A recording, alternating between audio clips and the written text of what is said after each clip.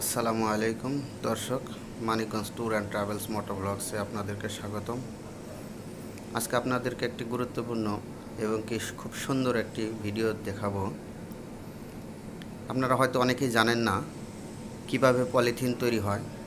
আজকে সেজন্য আপনাদেরকে দেখানোর জন্য আসছি পলিথিন কিভাবে তৈরি হয়। এইটাই হচ্ছে পলিথিন তৈরির র ম্যাটেরিয়ালস, যা উপরে দেওয়া হয়েছে। আপনারা অনেকেই ধান ভাঙানোর হলার দেখেছেন, সেরকমই একটা জিনিস।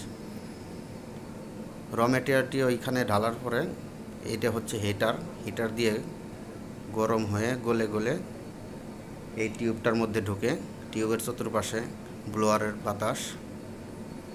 র ম্যাটেরিয়ালটা যখন গলে গলে উপরে ওঠে, এক ধরনের ব্লোয়ার আছে, বাতাস দিয়ে এটাকে আস্তে আস্তে ফুলে ওঠায়। আর ওপর থেকে রোলারের সাহায্যে এটাকে টেনে নেওয়া হয়।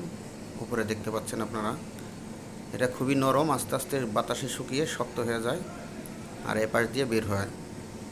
দেখতে পাচ্ছেন আপনারা রোলারের সাহায্যে, মোটরের সাহায্যে পলিথিনটাকে কিভাবে পেঁচিয়ে রোল করা হচ্ছে। এটাই হচ্ছে পলিথিন তৈরির মূল কারখানা বা মূল সিস্টেম।